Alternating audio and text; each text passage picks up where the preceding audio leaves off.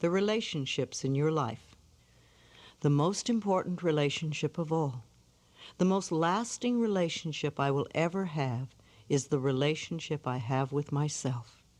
All other relationships come and go. Even marriages that last until death do us part end eventually. The one person I am with forever is me. My relationship with me is eternal.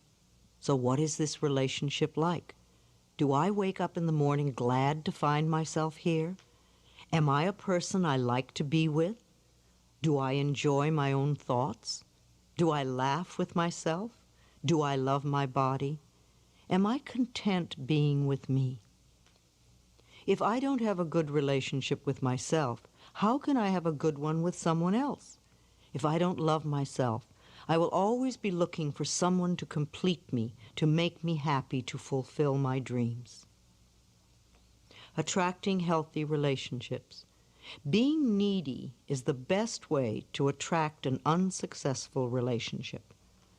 As author Wayne Dyer says, in any relationship in which two people become one, the end result is two half people.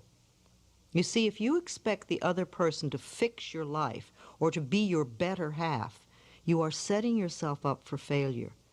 You want to really be happy with who you are before you enter a relationship. You want to be happy enough so that you don't even need a relationship to be happy. Also, if you have a relationship with someone who does not love himself or herself, then it is impossible to really please that person. You will never be good enough for someone who is insecure, frustrated, jealous, self-loathing, or resentful.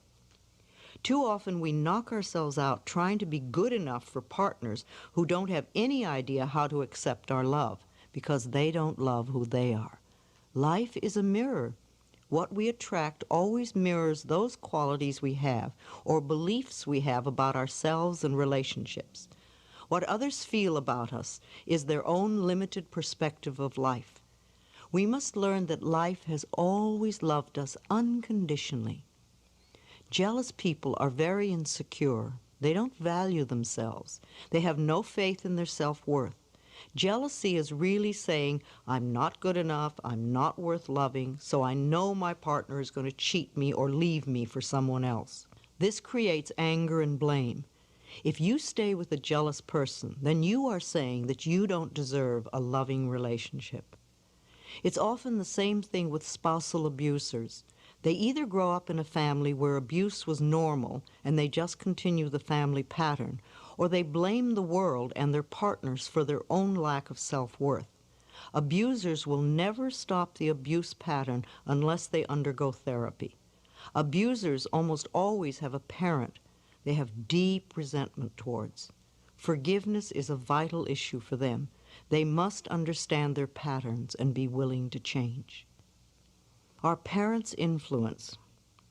All my relationships are based on the relationships I had with my parents. I was so shocked when I first discovered this. Years ago, I'd gone to a loving relationship workshop conducted by Sandra Ray, expecting to learn how to attract a loving relationship.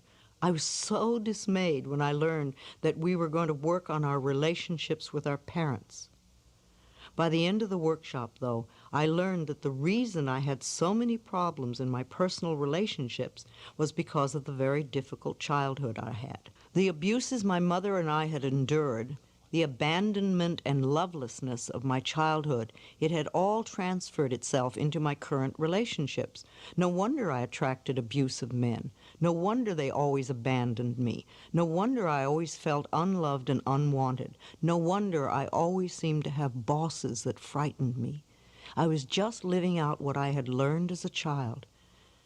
That was a very important workshop for me. I released a great deal of resentment and learned to work on forgiveness. The relationship with myself improved enormously, and never again did I attract an abusive man. So rather than wasting our time saying men are no good or women are no good, let's look into the relationships we had with our parents or that our parents had between each other. For example, what are your current complaints about the men or women in your life? Think about how you would fill in these blanks. He never. He always. She never. She always. Men won't. Women won't. Is this the way your mother or father behaved toward you? Did your mother treat your father this way? Or does this describe the way your father treated your mother? How was love expressed in your home when you were a child? You may have to reach back into your childhood relationship with your father or mother to resolve deep-seated fears surrounding a relationship. Ask yourself, what do I have to give up to be in a relationship? How do I lose me when I'm in a relationship? What messages did I receive as a child that created a belief in me that relationships are painful? Affirm the love for yourself. Perhaps you have a very difficult time setting limits, and people tend to take advantage of you. You may be sending out a message that says, I do not value and respect myself. It's okay to abuse me and take advantage of me. But this does not have to be true for you any longer. Begin today to affirm your love and your respect for yourself. Look into a mirror frequently and tell yourself, I love you. As simple as this sounds, it's a very powerful healing affirmation. As you grow in self-love, your relationships will begin to reflect this love and respect as well. You may wish to consider joining a support group such as Codependence Anonymous or Al-Anon. These are wonderful groups that will assist you in establishing boundaries in your relationships and help you reconnect with the self-love and respect that is within you. Check your local phone directory for a group near you. It pleases me to notice that self-help groups are becoming the new social norm. People getting together with similar problems, working on solutions. If you meet someone at one of these groups, you know that while they may have some problems, they are working to improve the quality of their lives. I believe that we have comfort zones in our relationships with others. These comfort zones form when we are very small. If our parents treated us with love and respect, then we associate this type of treatment with being loved. If, as is the case for many of us, our parents were unable to treat us with love and respect, then we learn to be comfortable with this lack. In an effort to get our needs met, to feel loved and cared for, we associate being treated badly with being loved. This becomes our pattern, and as a pattern is formed in childhood, it becomes the pattern we use unconsciously in all our relationships. This belief pattern that being treated badly equals love knows no gender bias. I believe that this type of dysfunctional pattern is more widely recognized in women because culturally, women are encouraged to express vulnerability and are thus more willing to admit when their lives are not working. This is changing, however, as more and more men become willing to reconnect with their vulnerability. Women Who Love Too Much by Robin Norwood is an excellent relationship book, and I also recommend the audio cassette album Making Relationships Work by Barbara DeAngelis. An affirmation for all of us is, I open my heart to love and I am safe. All of the important work we do is on ourselves. Wanting your mate to change is a subtle form of manipulation, a desire to have power over him or her. It may even be self-righteousness because it is saying that you are better than he or she is. Allow your partners in life to be as they choose to be. Encourage their self-exploration, self-discovery, self-love, self-acceptance, and self-worth. Finding love. If you are looking for a mate, I suggest that you make a list of all the qualities you would like this person to have, and do go beyond tall, dark, and handsome, or cute, blonde, and pretty. List all the qualities you want. Then review this list and see how many of these qualities you possess. Are you willing to develop the ones you don't have? Then also ask yourself what it is within you that could be denying or delaying the attraction of this person to you. Are you willing to change those beliefs?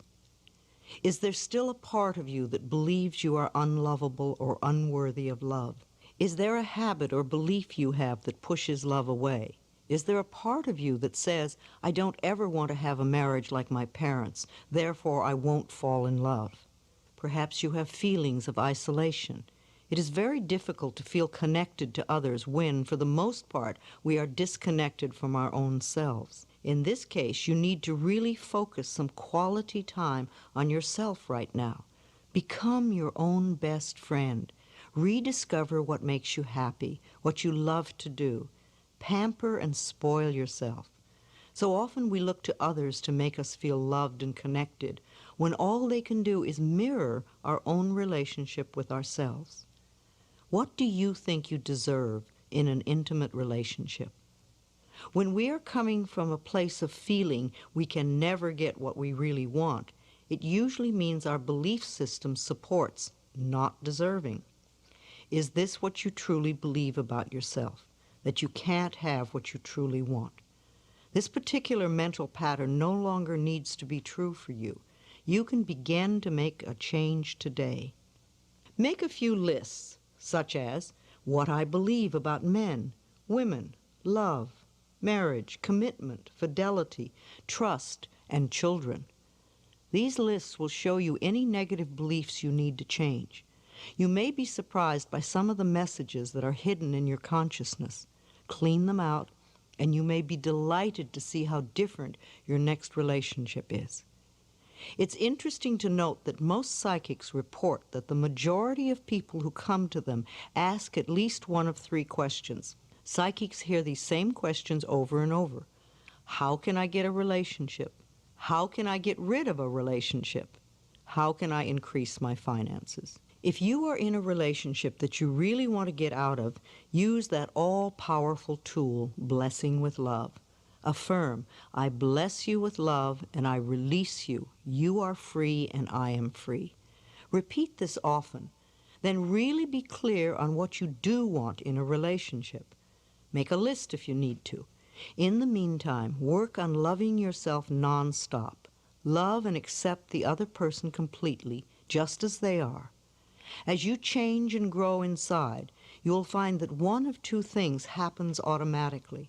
The other person will either align with your desires or they will disappear altogether. If they leave your life, this transition will be smooth. Always begin by loving and appreciating yourself. Everything else will change. Use the affirmation, I now discover how wonderful I am. I choose to love and enjoy myself.